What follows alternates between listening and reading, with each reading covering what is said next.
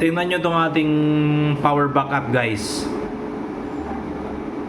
Usually nilalagay ko to sa sa mode 3, pero sa ngayon nilipat ko muna siya sa mode 1 kasi para makapag-charge ng maayos to, kasi ito parang kinapos yung charging dahil naglo-low voltage naman. Tingnan nyo guys ha, tingnan nyo dito kung gaano ka low voltage. 145 fluctuating 144, minsan nga pumapalo siya 110, parang nasa US na tayo.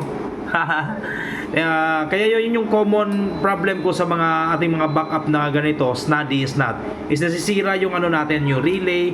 Minsan nasasabugan tayo ng ng parts sa loob dahil sa yung sudden fluctuate. Tingnan nyo, fluctuate, lilipat sa kabila, lipat sa battery.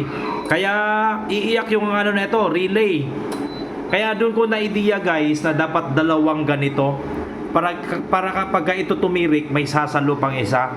So yun yung ituturo ko sa inyo guys kung bakit ako gumagamit ng minsan may binili tayong na ATS.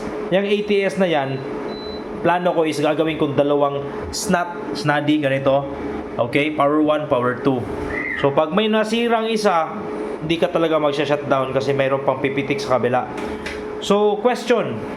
Yan guys ha. Question. Pag dalawang snuddy ikakasa natin dito. Ayan, halimbawa. Dalawang backup power, snuddy 1, snuddy 2. For example, natirikan ka, nasabugan ka ng gamit, namatay, nawalan yung power yung dito, yung kabila. Pipitik yun, kabila, automatic, sa lilipat sa kabilang inverter. Now question, pag lumipat siya sa kabila, anong mangyayari sa server?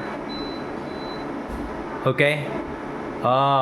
Maano yung server natin guys? Parang magka-crash down yung server kasi paglipat ng power from power 1 to power 2 dito, may milliseconds na fluctuation ng power, okay? So pag fluctuate ng power, parang malilito yung server mo. So doon na papasok yung option na nilalagyan ko ng power station na malaki dito na Bluetti. It's either Bluetti or One Solar. Para pag nag-fluctuate yung power sa main source natin, yung Bluetti na nakakasa dito or di ba yung One Solar na off-grid, siya yung sasalo sa power, sa fluctuation. So magiging stable. Okay?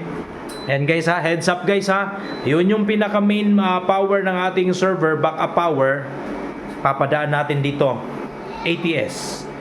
Magdadagdag tayong another isa dito. Yun, si SNAT. Okay? Para to pag tumirik yung isa, dilipat sa kabilang SNAT. Okay?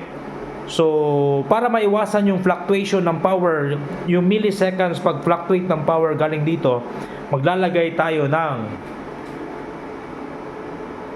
off-grid power para dito. I hope po it makes sense.